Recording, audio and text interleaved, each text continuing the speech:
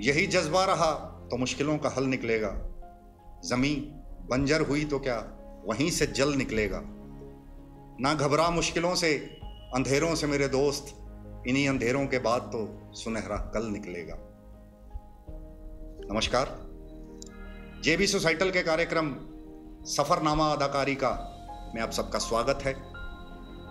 हमारी जो आज की मेहमान हैं, छोटी सी उम्र में उन्होंने नेशनल टेलीविजन पर अपनी छाप छोड़ी।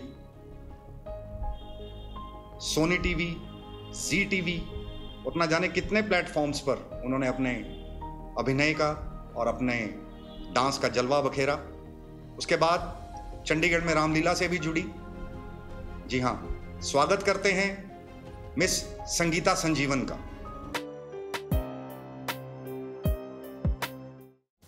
संगीता जी नमस्कार। नमस्कार सर। स्वागत है आपका हमारे कार्यक्रम सफरनामा अदाकारी का। संगीता जी, कुछ पहले अपने बारे में थोड़ा सा बताइए। माय नेम इज़ संगीता संजीवन और मेरा बॉर्न एंड बॉटम चंडीगढ़ से ही है। और मैंने जो अपनी स्टार्टिंग की है वो एज अ एक्टर की थी, एज अ मॉडल की थी। मैंने रैम्प वॉक वगैरह भी किया है। इसके अलावा मैंने स्टिल शूट किया है, फ़ोटो शूट्स किए हैं। उसके बाद फिर जब मैंने धीरे धीरे पहले सालसा एक्रोबैट सीखा, उसमें अपना एक्सपीरियंस गेन किया। 7 to 8 ईयर्स हो गए मुझे सालसा एक्रोबैट करते हुए। फिर मैंने नेशनल टीवी तक में किया है। उसके लिए एंटरटेनमेंट के लिए कुछ भी करेगा, इंडियाज़ गॉट टैलेंट और डीडी नेशनल के लिए भी मैंने परफॉर्म किया उसमें। और ऑल ओवर द इंडिया में मैंने परफॉर्म भी किया है काफ़ी, जैसे जयपुर हो गया, साउथ साइड में हो गया, वहाँ पे भी गई हूँ मैं।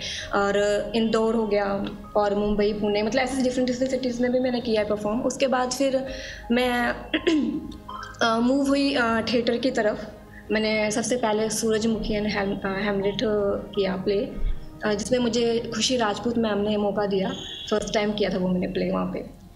तो संगीता जी, ये जो आपने कंसेप्ट बताया, ये जो आपकी हॉबी है सालसा, ये एक बड़ा यूनिक सी एक हॉबी है आपकी। थिएटर की बात हम अभी इस प्रोग्राम में आगे चल के करेंगे।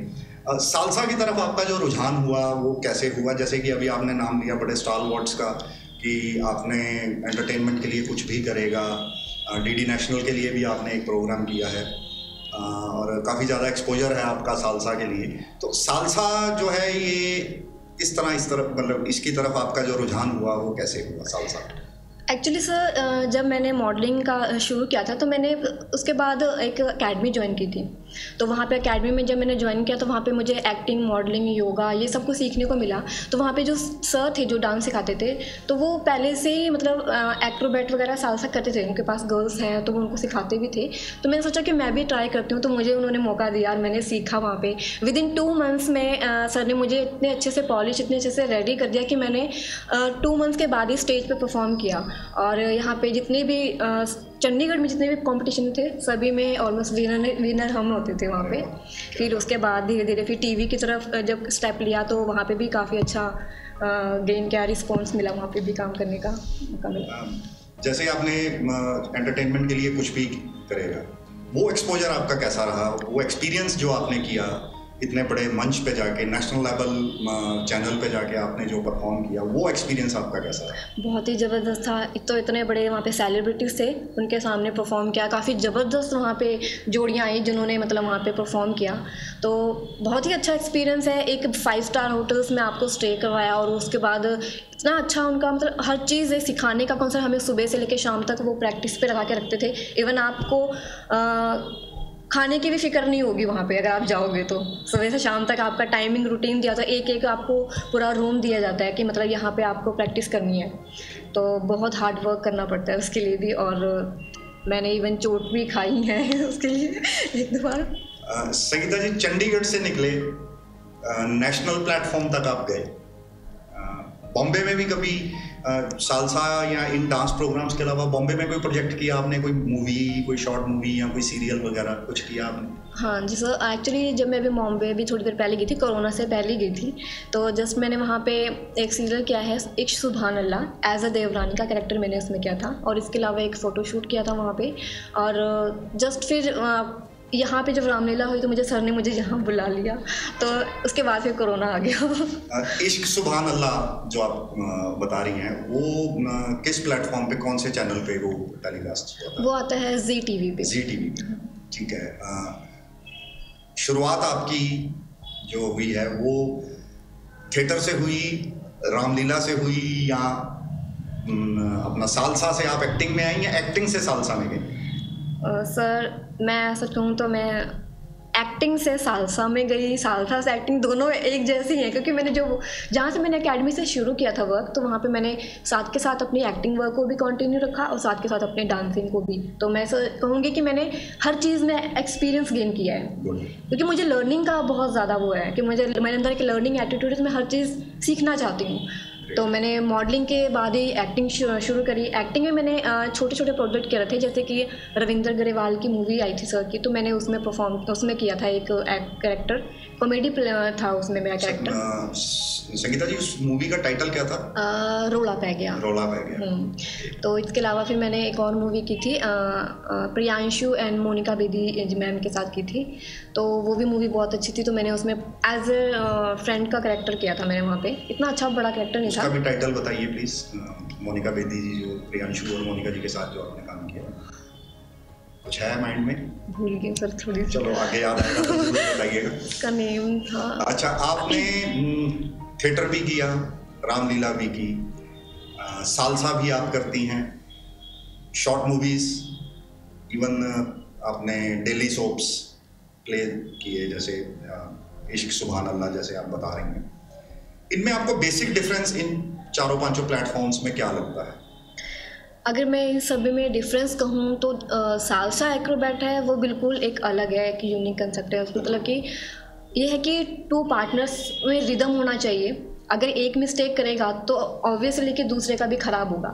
ले देकर कहीं ना कहीं भाव हर जगह काउंट होते हैं। अगर मतलब एक पार्टनर ने गलती की तो दूसरा भी पूरा एक्ट जो होता है खराब हो जाता है। तो दोनों की बाउंडेशन बहुत अच्छी होनी चाहिए, पहली बात तो और अगर मैं एक्टिंग की बात कहूँ, वो एक अलग प्लेटफॉर्म है और एक्टिंग में मुझे बहुत ज़्यादा क्रेज़ है। मैं एक्टर ही तरफ जाना चाहती हूँ, एक्टिंग की तरफ। तो एक एक्टर है कि वो जब तक आप एक्टर के लिए एक्टिंग सीखना करना अलग बात नहीं, सीख के आप उसको उभार सकते हो, अच्छे से कंप्लीट कर सकते हो, लेकिन वो एक चीज़ अंदर से भी होनी चाहिए करने के लिए। जब तक आपके अंदर नहीं होगा एक एक्टर, तो आप शायद मुझे उसको सीखने में बहुत टाइम लोगे, लेकिन अगर अंदर से पैशन होगा और वो चीज़ गॉड गिफ्टेड होगी तो आप उसको जल्दी कर सकते हो। जी। थिएटर में आपने कौन कौन से प्लेस किए हैं और किन किन डायरेक्टर्स के साथ अभी तक काम किए? मैंने जो सबसे पहले किया था प्ले वो था सूरजमुखी हैमलेट। उसमें मुझे खुशी राजपूत मैम थे, काफ़ी अच्छे एक्टर्स हैं और डायरेक्टर भी हैं, तो उन्होंने मुझे मौका दिया था फर्स्ट टाइम। तो उसके बाद फिर मुझे मुकेश शर्मा सर मिले वहाँ पे, तो उसके बाद मैं उनके साथ जुड़ी संवाद थिएटर के साथ। तो वहाँ पे मैंने उनके साथ जो सबसे पहले प्ले किया था वो हिंदुस्तान किया था मैंने। स्टार्टिंग मेरी मुकेश सर के साथ वहाँ पे हुई। फिर उसके बाद मैंने कृष्ण लीला की थी, जिसमें मुझे सर ने राधा का कैरेक्टर दिया था। मुझे बहुत खुशी हुई सर ने मुझे, मतलब, और पहली बार मैं ट्रेडिशनल की तरफ गई थी, इस तरह से वेस्टर्न की छोड़ के ट्रेडिशनल की। लाइट एंड साउंड शो है। हाँ, थोड़ा सा डिफिकल्ट भी था उसको करने के लिए, बट ये था कि सर ने बहुत अच्छा सिखाया मुझे वहाँ पे। तो मैंने प्ले किया तो सर ने बहुत पसंद भी किया वहाँ पे। और फिर इसके बाद ही फिर मैंने परशुराम प्ले था वो किया था रेणुका जी में, जो नेशनल लेवल पे है। हाँ बिल्कुल, नेशनल और इंटरनेशनल लेवल का वो फेस्टिवल है जो रेणुका जी में होता है। भगवान परशुराम की कर्मस्थली रेणुका जी। इंटरनेशनल लेवल का फेस्टिवल है, 3 days festival. All over India से आर्टिस्ट परफॉर्म करने आते हैं वहाँ। संगीता जी, इन फ्यूचर क्या प्लान है आपका? इन फ्यूचर अगर मैं कहूँ तो सर मैं एक बिज़नेस भी कर रही हूँ अपना, तो मैं चाहती हूँ अपने बिज़नेस को भी बढ़ाना, ग्रो करना, क्योंकि पता है कि हर लड़की की मैरिज भी होनी है। तो मेरे भी शायद मुझे 1-2 साल के बाद नेक्स्ट मेरी शादी हो जाएगी, तो मैं अपने बिज़नेस को कंटिन्यू करना चाहूँगी, क्योंकि वो मैं कर सकती हूँ अच्छे से। और एक्टिंग को भी कंटिन्यू करना चाहूँगी अगर वो मुझे परमिशन देते हैं आगे करने के लिए। तो रामलीला भी की है आपने? रामलीला भी की है। रामलीला का एक्सपीरियंस बताइए। रामलीला में कौन सा कैरेक्टर किया आपने और कितने सालों से आप रामलीला से जुड़ी? अगर मैं रामलीला की बात कहूँ तो मैं रामलीला में 3 इयर्स से हूँ। तो जब मुकेश सर के साथ ही मैंने सबसे पहले रामलीला शुरू की थी। उन्होंने मुझे जब मैंने स्टार्ट किया था रामलीला, तो मैंने एज अ शूर्पणखा किया था सबसे पहले। और बहुत चैलेंजिंग रोल है, बहुत ज़्यादा चैलेंजिंग, बहुत मज़ा भी आया मुझे उसको करने में। तो सबसे पहले मैंने वो किया। उसके बाद जैसे वो जो साल ख़त्म हुआ, उसके नेक्स्ट ईयर फिर मुझे चौधरी सर हैं काफ़ी अच्छे, जहाँ पे जो 20 सेक्टर में राम का कैरेक्टर, हाँ जी, बहुत अच्छे आर्टिस्ट हैं, बहुत अच्छे एक्टर हैं। तो उन्होंने मुझे रेकमेंड किया था सीता के कैरेक्टर के लिए। तानिया मैम है, तानिया मैम उन्होंने मुझे रेकमेंड किया था वहाँ पे। तो मुझे पम सर ने फिर बुलाया था मीटिंग के लिए, तो फिर मैंने उनसे बात की, तो उन्होंने मुझे सीता का कैरेक्टर दिया वहाँ पे। फर्स्ट टाइम मैंने एज ए लीड शुरू किया था रामलीला में, सीता माता जी। शूर्पणखा एक नेगेटिव कैरेक्टर आ गया और सीता माता एक आदर्श, टोटली पॉजिटिविटी।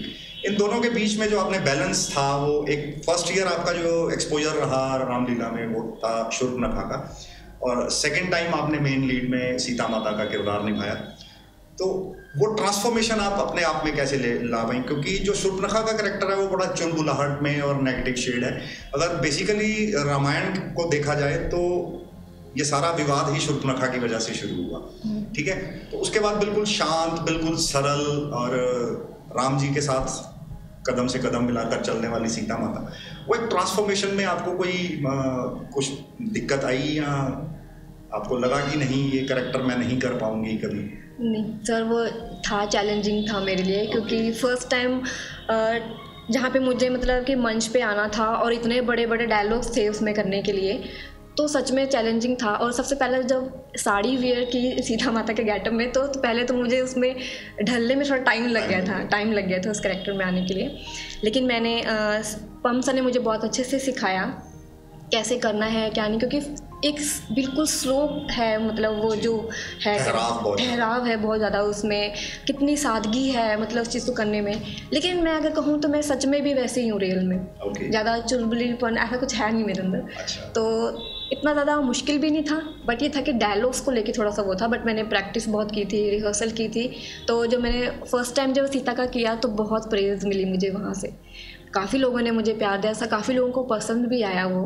तो इवन मुझे रावण सर जो मतलब थे, उन्होंने खुद मुझे आके पीछे ग्रीन रूम में आके बोला था कि 5 साल के अंदर ये फर्स्ट टाइम है कि जो सीता है वो टक्कर की मिली है रावण को। क्या बात है। तो एक बहुत बड़ी एप्रिसिएशन है कि एक इतना सीनियर आर्टिस्ट अशोक चौधरी जी जैसा आर्टिस्ट अगर आपको ये बात बोल रहा है, जिन्होंने लगभग 25 से 30 साल रावण किया है, ठीक है, एक उनकी यूनिकनेस है हंसी के अंदर। संगीता जी, इसके अलावा कोई शॉर्ट मूवीज़ वगैरह या कुछ किसी और प्लेटफॉर्म पे भी काम किया है आपने? यस सर, रिसेंटली अभी शॉर्ट मूवी है जो मतलब अभी कोरोना से पहले ही शूट हुआ था, तो अमानुष नाम है उसका, वो अभी रिलीज़ हो जाएगी। तो वो ड्यूरिंग डबिंग पे अभी चल रहा है, अंडर प्रोसेस है, पोस्ट प्रोडक्शन में है। अमानुष काफ़ी अच्छी मूवी है। और इसके अलावा भी मैंने और 2 मूवीज़ अभी शॉर्ट मूवी चल रही है, उसका भी डबिंग प्रोसेस ही चल रहा है अभी। तो सालसा से थिएटर से डेली सोप्स, नेशनल लेवल के बाद रामलीला के बाद आप अपना बिजनेस भी कर रही हैं side by side, modelling, photoshoots ये वो। इतनी एनर्जी कैसे मैनेज कर पाती हैं आप? इतना ये सब कुछ कैसे, मतलब? सर मेरा मानना ये है कि अगर आपके अंदर पैशन होगा किसी चीज़ को करने के लिए तो वो एनर्जी ऑटोमेटिकली आ जाती है। कमाल की बात। इसके अलावा एक जो मुद्दा है आजकल वो ये है कि चंडीगढ़ जैसे शहर में जहाँ साधन सीमित हैं, थिएटर वालों को कुछ ज़्यादा पे नहीं हो पाता। आप चाहती हैं कि थिएटर चंडीगढ़ में जो है पेड हो, दर्शक उसको टिकट लेके देखें, या कैसे? क्योंकि चंडीगढ़ के अलावा जैसे आप अच्छे शहर में चले जाइए, किसी में भी, दिल्ली, मुंबई, कोलकाता, यहाँ जो थिएटर है वो ऑलमोस्ट पेड है, टिकट लेके हम लोग थिएटर देखते हैं। तो आपका इस विषय में क्या विचार है? नहीं सर, ऑब्वियसली मुझे लगता है कि थिएटर आर्टिस्ट को मतलब ये पेड होना चाहिए। मुझे लगता है कि मेनली जैसे कि अब बॉयज़ हैं उनको नहीं पे होता, गर्ल्स को फिर भी मिल जाएगा पर बॉयज़ को नहीं मिलता। मैं अपने फ्रेंड्स को देखती हूँ, वो कितना हार्ड वर्क करते हैं, कितना कुछ सीखते हैं। उनके मतलब कि वो भी अपने घर से आते हैं, पूरा पैशनेट होकर वर्क करते हैं, अपना 100% देते हैं, तो मुझे लगता है आर्टिस्ट पे होना चाहिए, मतलब ये चीज़ और पेड होना ही चाहिए हर चीज़। अच्छा, आप रामलीला जैसे जब भी आपने की तो पेमेंट बेसिस पे करी या कैसे, मतलब? नहीं, मैंने पेमेंट बेसिस पे। पेमेंट बेसिस पे, ठीक है। ठीक है संगीता जी, आप हमारे कार्यक्रम में आई, आपने अपने विचार हमारे साथ साझा किए। आपका बहुत बहुत धन्यवाद। भगवान आपको बहुत सारी तरक्की दे और इसी तरह सफलता की ऊंचाइयां चढ़ते जाए। Thank you sir, thank you so